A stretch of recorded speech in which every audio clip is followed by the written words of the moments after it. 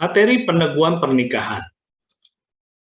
Sebuah pernikahan bisa diumpamakan dua pribadi, suami, seorang pria dan wanita sebagai suami dan istri, ada di dalam sebuah mobil sedang menuju ke sebuah tempat.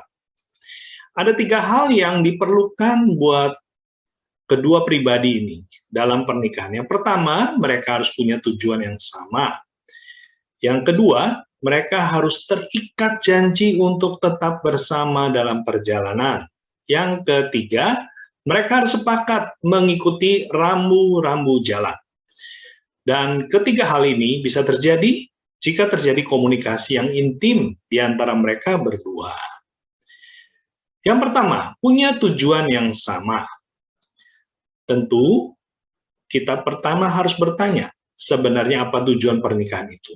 Mari kita mau melihat dasar dari pernikahan dengan pertanyaan, siapakah yang menciptakan pernikahan? Dalam Kejadian 2 ayat 18 dan 24, kita tahu Allah yang menciptakan. Apakah ciri dari ciptaan Allah? Cirinya yang pertama, ciri ciptaan Allah itu pasti baik, indah, membuat hati senang atau bahagia, dan termasuk tentu pernikahan. Pertanyaannya, bagaimana pernikahan yang ada pada umumnya saat ini? Oh, kita melihat banyak sekali pernikahan yang jauh dari kata indah. Jadi, itu semua disebabkan karena konflik. Kita mau lihat konflik rumah tangga pertama di muka bumi, yaitu konflik dari rumah tangga Adam dan Hawa. Konflik yang dicatat dalam Kejadian 3 ayat 1-13, penyebabnya karena dosa. Dan apa akibatnya? Kita tahu. Dalam Kejadian 3 ayat 8 dikatakan bahwa ketika mereka mendengar bunyi langkah Tuhan Allah yang berjalan-jalan dalam taman itu pada waktu hari sejuk, bersembunyilah manusia dan istrinya itu terhadap Tuhan Allah di antara pohon-pohonan dalam taman. Ini setelah kedua manusia ini melanggar ketetapan Allah karena mereka makan buah pengetahuan baik dan jahat. Akibat dari dosa yang pertama adalah terpisah dari Allah. Mereka bersembunyi dan takut bertemu dengan Allah. Yang kedua, kita tahu bahwa kebenarannya bahwa Allah itu adalah terang. 1 Yohanes 1 ayat 5. Dan inilah berita yang telah kami dengar dari Dia yang kami sampaikan kepada kamu. Allah adalah terang dan di dalam Dia sama sekali tidak ada kegelapan. Jadi pada saat kita berbuat dosa dan terjadi konflik, sebenarnya ada kegelapan masuk dalam pernikahan kita. Dan sehingga kita tidak sanggup melihat apa yang Allah perbuat. Nah, kita akan melihat pada saat pernikahan kita menjadi gelap karena terjadi konflik dan kita tidak bisa melihat keindahan. Maka pernikahan itu menjadi hal yang tidak baik. Nah, hanya setelah memiliki terang, kita dapat melihat keindahan pernikahan. Jadi, hanya terang yang dapat membuat kita melihat semua keindahan ciptaan Tuhan, termasuk pernikahan, keindahan pernikahan kita, hanya bisa kita lihat kalau kita ada di dalam terang. Jadi, hanya terang yang dapat membuat kita dapat mengetahui sedang ada di mana pernikahan kita ini dan mau kemana pernikahan kita ini. Ingat bahwa pada saat kita lahir baru, kita lahir menjadi anak terang. Efesus 5 ayat 8 mencatat, memang dahulu kamu adalah kegelapan, tetapi sekarang kamu adalah terang di dalam Tuhan. Sebab itu hiduplah sebagai anak-anak terang. Jadi, kalau kita dalam terang, kita bisa melihat kebaikan dalam segala sesuatu dan bisa mengetahui kenapa terjadi dan mau dibawa kemana pernikahan ini. Kita mau lihat, seandainya kita sudah lahir baru, kita yang sebenarnya ada anak terang. Tetapi kenapa tetap masih belum bisa melihat keindahan pernikahan kita? Yang pertama, karena kita belum pernah meminta. Meminta apa? Meminta untuk pertolongan Tuhan.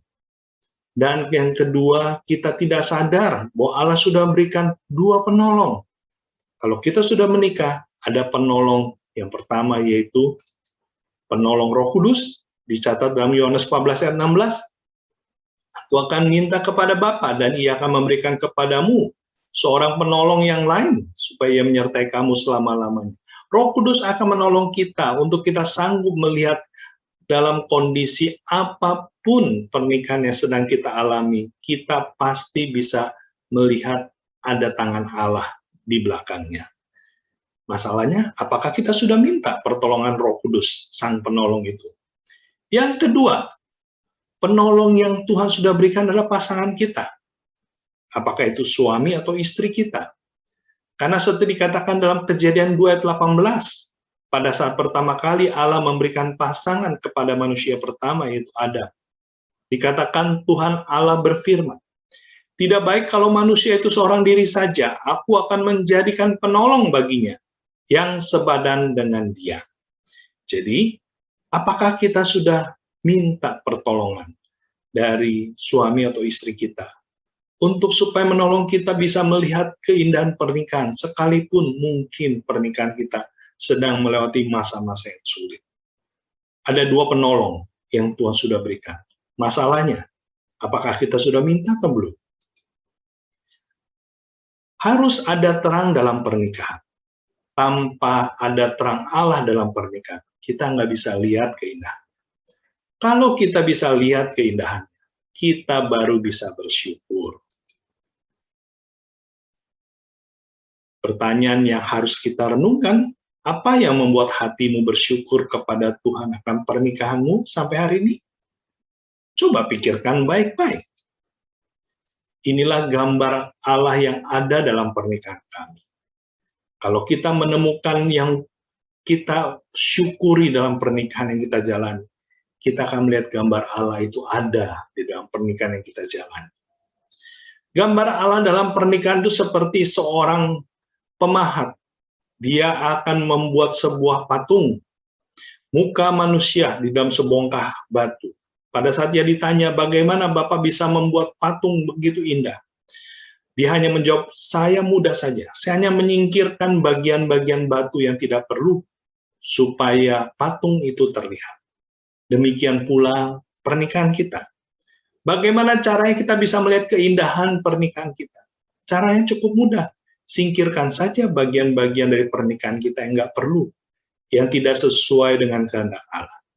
Maka kita akan bisa melihat indahnya pernikahan kita.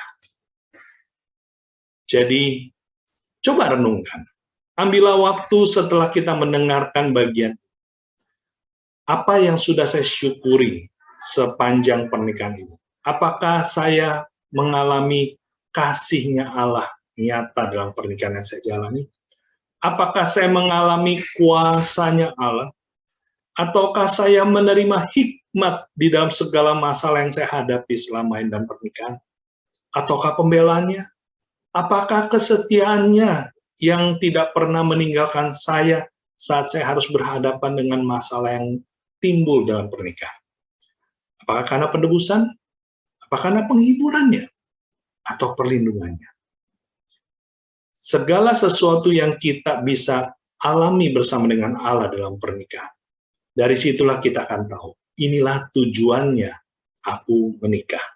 Dan ini yang disebut sebagai visi pernikahan. Temukanlah visi pernikahan kita, supaya kita tahu kemana kita harus pergi, kemana pernikahan kita menuju. Itulah punya tujuan yang sama. Setelah kita secara pribadi menemukan, mari kita diskusikan, bicarakan dengan pasangan kita. Sampai kita sama-sama bisa menemukan kesepakatan. Betul, ternyata Allah sudah memberikan tujuan yang sama. Saya percaya pernikahan itu datangnya dari Allah. Kalau Dia izinkan kita bisa menikah dengan pasangan kita, artinya Dia sudah sediakan tujuan yang sama bagi kita berdua.